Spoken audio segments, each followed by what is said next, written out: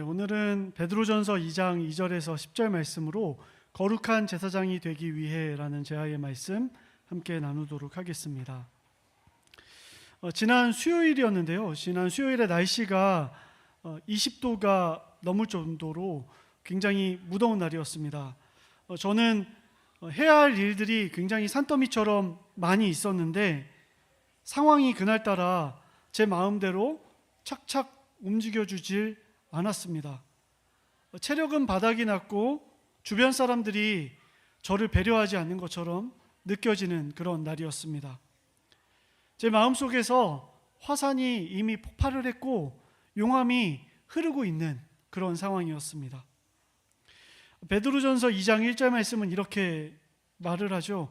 그러므로 여러분은 모든 악의와 모든 기만과 위선과 시기와 온갖 비방하는 말을 버리십시오. 만약 제 안에 있는 그날의 말들을 여러분들에게 지금 일일이 열거한다면 여러분들은 아마 저에게 크게 실망하실 겁니다.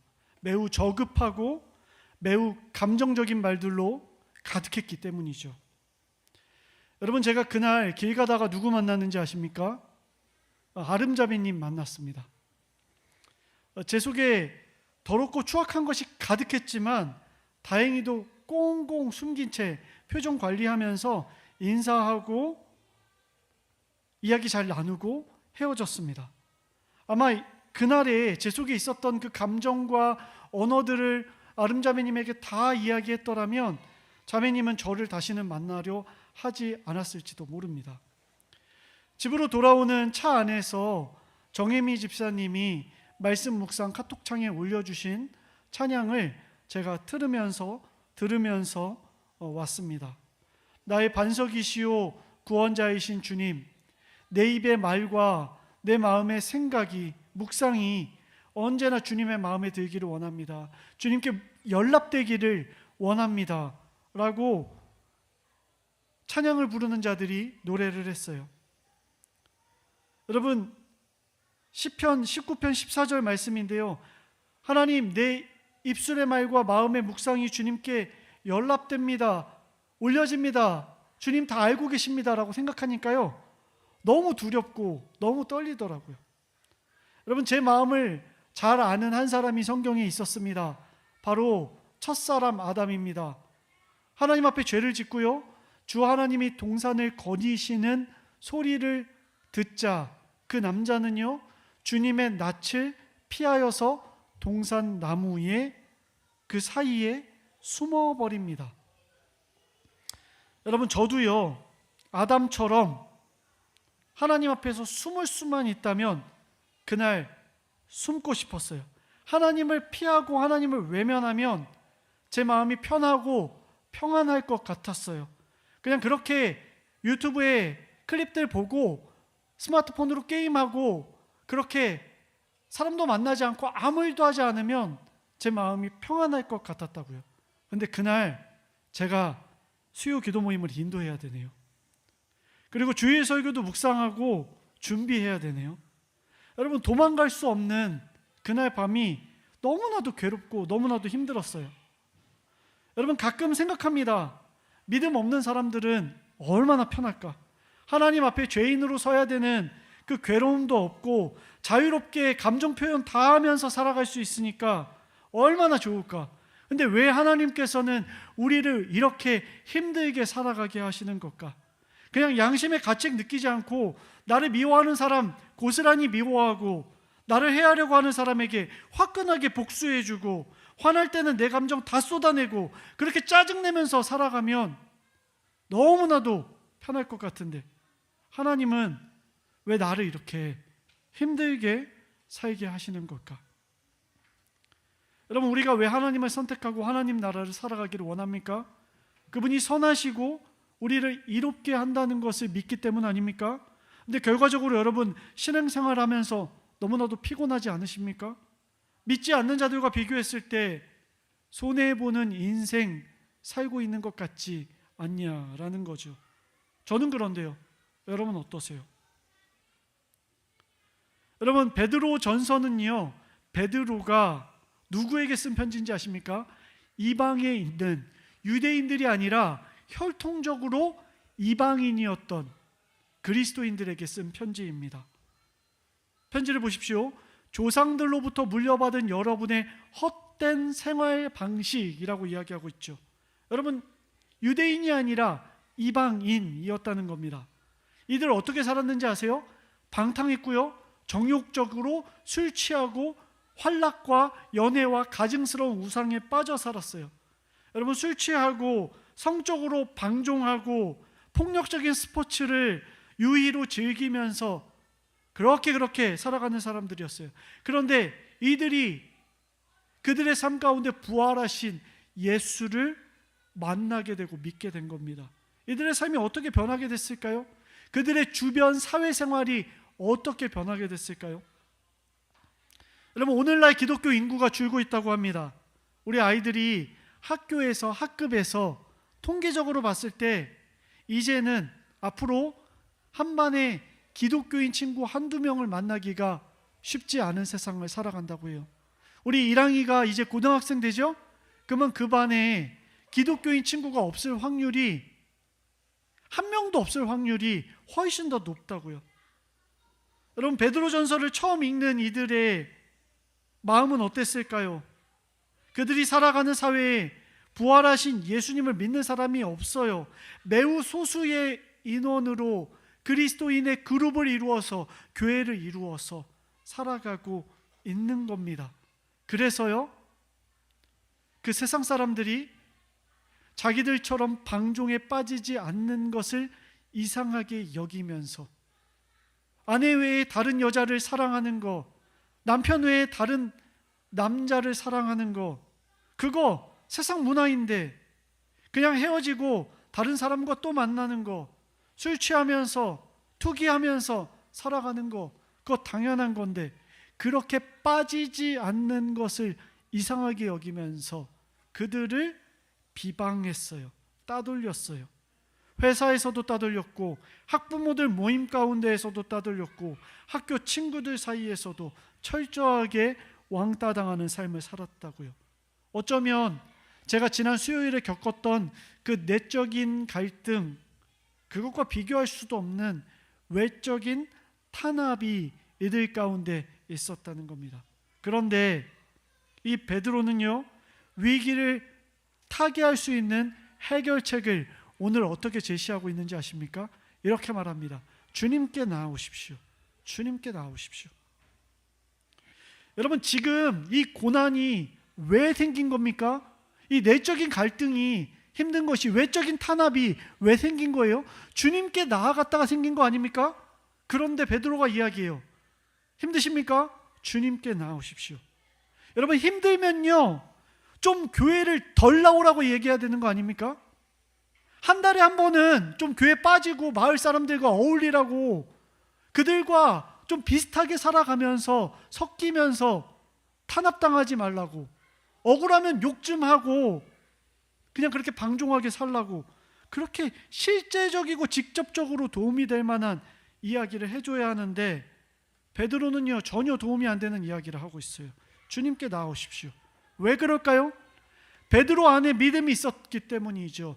단호하고 담대하게 확신하고 있는 이야기가 있었기 때문입니다. 그것이 무엇입니까? 우리가 구원받을 수 있는, 이 땅에 발붙이면서 살아가면서 행복할 수 있고 구원을 누릴 수 있는 오직 한 길은 주님께 나아가는 것, 그거 외에는 없기 때문에, 그거 외에는 방법이 없어요. 있으면 제시해 주죠. 있으면 알려주죠. 그런데 더 주님께 가까이 가십시오. 그거 외에는 방법이 없습니다. 그러면서 예시를 들고 있어요. 어떤 예시인지 아십니까? 갓난아이가 어머니의 젖을 물고 있는 이야기를, 그 상황을 언급합니다. 저는 물려본 적이 없기 때문에 말씀을 읽으면서 저희 가정의 상황들 가만히 생각해 봤어요. 엄마가 아이의 젖을 물립니다. 그 젖이요, 세상에 나온 어떤 상품보다 가장 좋은 것이죠. 아이는 엄마의 체온을 느껴요. 그리고 엄마 냄새를 맡습니다. 엄마의 심장 소리를 꼭 붙어서 느껴요. 그리고 엄마와 눈을 마주치면서 세상이 줄 수 없는 안정감과 평안을 느낍니다. 여러분, 아이가 울고 불고 떼쓰고 콧물 묻고 뭐 더럽고 감기 걸렸고 상관없어요. 엄마는요, 아이에게 가장 좋은 젖을 허락합니다. 왜냐하면 젖을 물리는 어미가 온전한 것이지, 그 젖이 온전한 것이지 아이가 온전한 것이 아니기 때문이죠. 우리는 늘 주님을 만나려고 할 때 바른 마음과 거리낌이 없는 상태로 주님을 만나려고 합니다. 내가 얼마나 거룩한가, 내 감정과 내 상황이 얼마나 주님을 만날 만한 여건이 갖춰져 있는가. 지난 수요일에 저의 상황은 그렇지 않았죠. 그리고 창세기 3장에 나오는 아담은 그렇지 않았죠. 주님 앞에 부족하고 불온한 모습일 때에는 하나님 앞에 나아가기를 두려워한다고요. 힘들어한다고요. 주님의 낯을 피해서 멀리 멀리 도망가고 싶어 하는 것, 여러분, 그것이 인간의 모습이라고요. 지난 수요일 저녁 9시, 이제 10시에 제가 기도회를 인도해야 됩니다. 저녁 다 먹고 제가 아내와 이한이한테 온갖 짜증 다 쏟아낸 후에 말도 안 했어요. 책상에 앉아서 이렇게 기도했습니다. 하나님, 짜증나 죽겠습니다. 기도고 뭐고 할 기분이 아닙니다. 제 기분이 최악입니다, 주님. 여러분, 그래서 제가 기도 모임을 엎었을까요? 아니요. 그 감정 그대로 주님께서 공급하시는 순수하고 신령한 젖을 사모했어요. 경건하고 바른 모습은 아니었지만 괜찮았어요. 제 마음과 상황은 어그러지고 비뚤어지고 망가진 상태였지만 괜찮았어요. 오직 순수하고 신령한 젖을 물고 빨려는 의지가 내게 있는가? 그것이 저를요, 그것이 여러분을요, 외면하지 않고 주님께 나아가려고 하는 그 발걸음이 우리를요 구원에 이르게 한다. 그것이 베드로가 우리에게 말하는 것입니다. 여러분, 베드로도 그랬을 거예요. 너무 힘들고 괴로우신 분들은 이번 주에 하나님을 잊고 쉬십시오. 그래도 됩니다. 이렇게 말하면 착하고 인격적인 목회자가 되겠죠. 그러고 싶은 욕구가 그 안에 없었겠습니까? 그러나 이 꽉 물고선 전합니다. 핍박이 있어도, 괴로움이 있어도, 그것이 하나님 때문에 생긴 것이라 할지라도 하나님께 더 가까이 나아가셔야 합니다. 왜냐하면 그래야만 당신이 온전해질 수 있기 때문입니다. 그래야만 그것이 유일하고도 완전한 해결책이 되기 때문입니다. 그러면서 베드로는 예수님의 이야기를 시작합니다. 예수님은 사람들에게 버림받았죠. 완전히 갈기갈기 찢김받고 걸레처럼 버려졌습니다. 그러나 회피하지 않고 예수님은 하나님께 더 가까이 나아갔죠. 어떻게 됐습니까? 나아갈수록 그를 향한 핍박은 더 강해졌습니다. 마침내 어떻게 됩니까? 십자가의 그를 못 박아버리죠. 더 잔혹해졌습니다.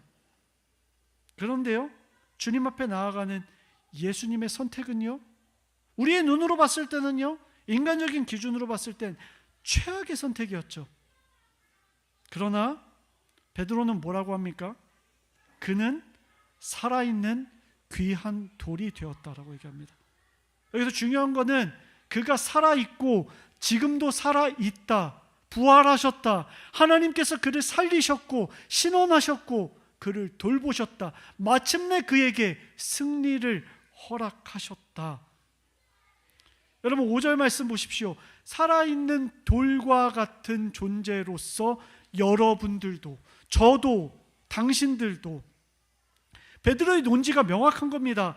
예수님을 보십시오. 이 땅에서 하나님 때문에 겪었던 어려움이 얼마나 큽니까? 십자가에 못 박히기까지 했습니다. 그러나 그가 피하고 회피했습니까? 아니요. 그는 정면으로 하나님 앞에 더 가까이 나아갔습니다. 첫사람 아담은 하나님을 피하고 숨었지만 마지막 아담은 하나님께 더 가까이 나아갔습니다.